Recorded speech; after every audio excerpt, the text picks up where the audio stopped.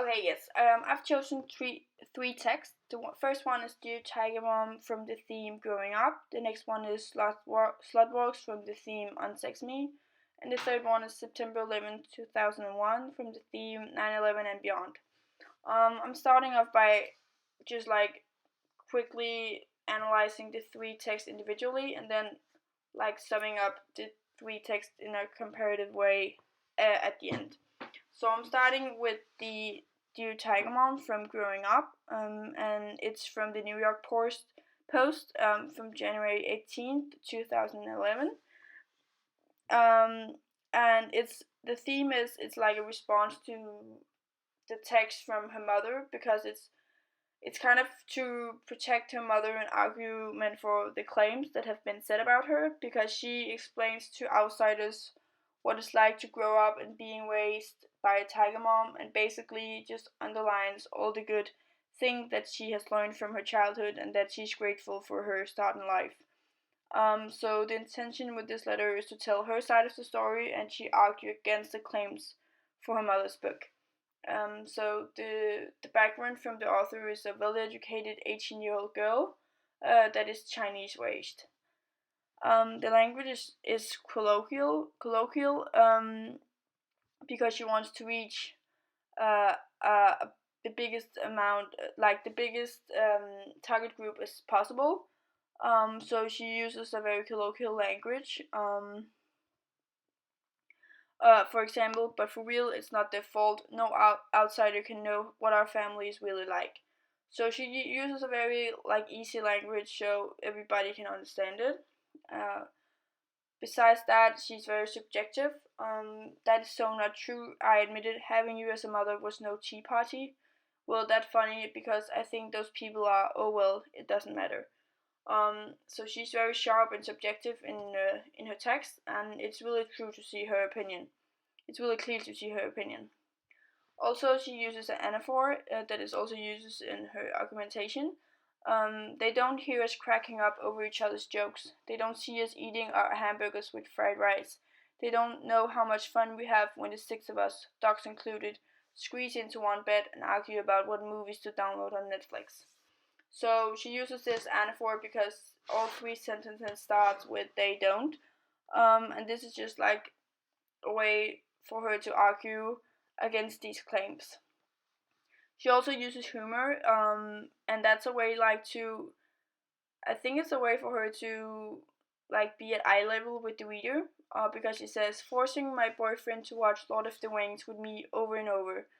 And this is just a clear sign of her showing the rest of the world that even though that she has had a tiger mom in her childhood, she's still normal and she still watches Lord of the Rings with her boyfriend.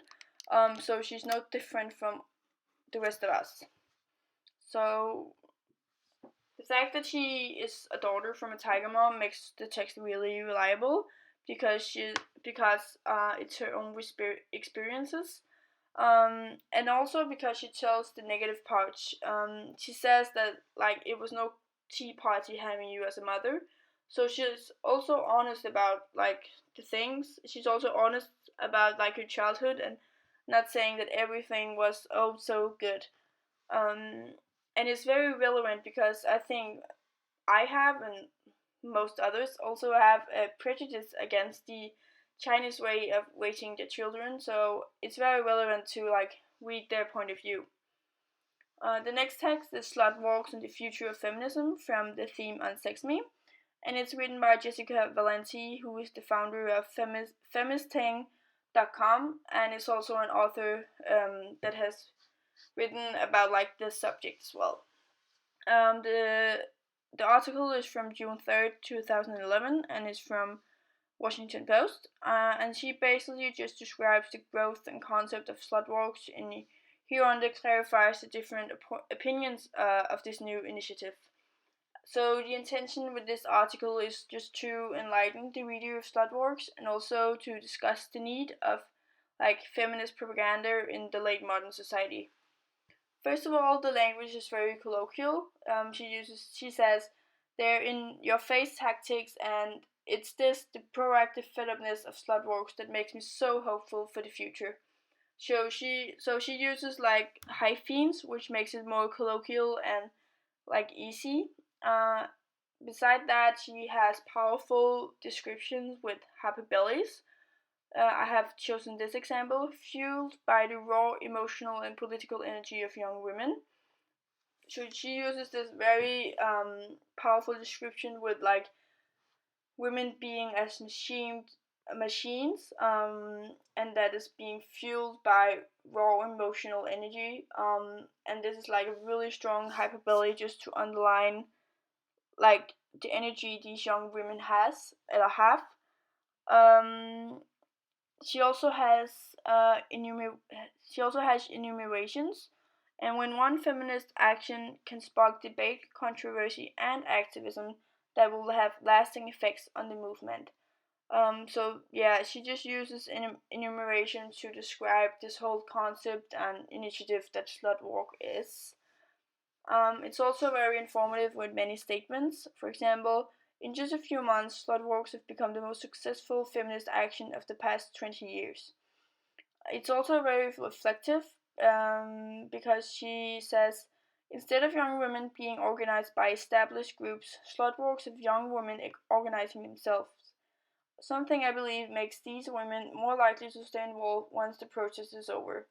So she's really reflective over like how this concept have gone so viral and become so popular.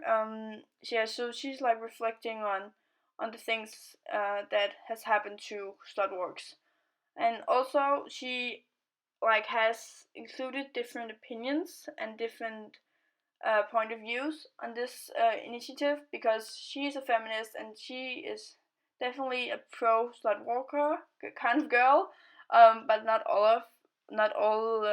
all feminists, but also not the rest of the world aren't like a fan. So she also like includes the ones that aren't a part of slut walks and don't want to be a part of it either. So she says some feminist critics think that by attempting to reclaim the word slut, the organizers are turning a blind eye to the many women who don't want salvage that they see as an irredeemable term. It's very subjective as well. She has like this answer from the author. Yes, some protesters have worn lingerie, but others have worn jeans and t-shirts. Organizers encourage marchers to wear whatever they want because the point is that no matter what women wear, they have a right not to be raped. So she just like throughout the whole text she has this subjective opinion, and just like answers back answers back on all of these different point of views. She also has a simile, because she compares themselves and slutwalks with the 60s feminists. Um, and this is just like to I think it's a tool to like start the article by compare to something very relatable. Most of the readers knows about like the 60s feminists, and by like mentioning them, the tone is kind of set. So I think it's a very important tool for her. She also uses humor, and the sad fact is a miniskirt is no more likely to provoke a rapist than a potato sack is to deter one. So she just like have these ironic examples throughout the text, which makes the text more alive. So the conclusion is that she really believes in slut walks, and she thinks this is just future of feminism, because they generate excitement and translating their anger into action, and they really want and try to change the world. The third one is September 11, 2001, from the theme 9/11 and Beyond, and it's written by Wilburn Hampton in 2003, and it's an excerpt from the book, and it's actually like a representation of the reality that uses some characteristics from the fiction world, because it's a third person narrator and from like an outside point of view, and the narrator sympathizes with the victims and those who so tragically lost a beloved in this episode. And yeah, Wilburn just like Wilburn Hampton describe like the hours before this tragedy happened on 9/11, and also like the hours during. So he begins by being very descriptive and having this morning as a very peaceful place. There had been a steady, soggy rain that the night before, but the sunrise that Tuesday brought a brilliant blue sky without a cloud in sight. So he has this very like diametral contrast, because in the beginning the narrator chooses like to describe the morning as peaceful without a cloud in sight, which really quickly changes when the terrorizing actions execute later that day. It is also very detailed. At 8:46 a.m., American Airlines Flight 11, a Boeing 767, flew into the South Tower.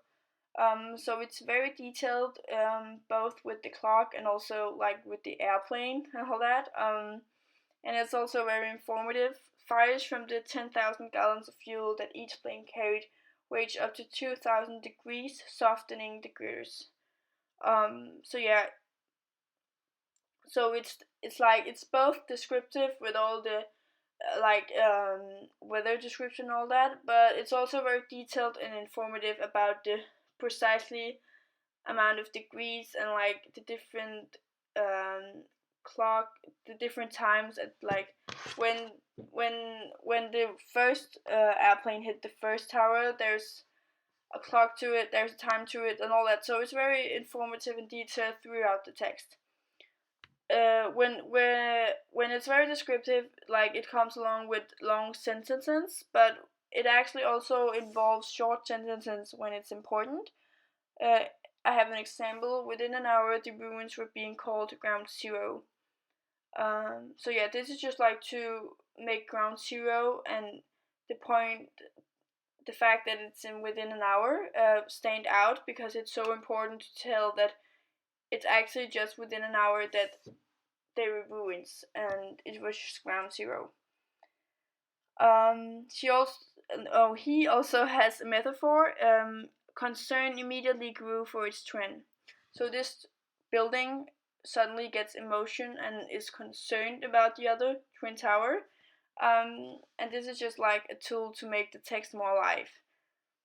So here at the end, I want to talk about the similarities and differences between the three texts. And the two first texts are very subjective, because they're also in a newspaper, while the last one is more objective of the happenings and more like a representation of the reality, as it's in a book as well. And it's all three texts use pathos in some way. The two first texts is more really subjective, and that's when the pathos is involved. But in the third one, there is like linguistic pathos, because with all the description and with the metaphor, with the containing metaphors and so on, it contains linguistic pathos. All three texts have a clear purpose and intention, and they want to say something. Yeah, so they really want to create an experience for the reader. The differences is though that the setting around the text are very differently, and they therefore take different approaches to the subjects.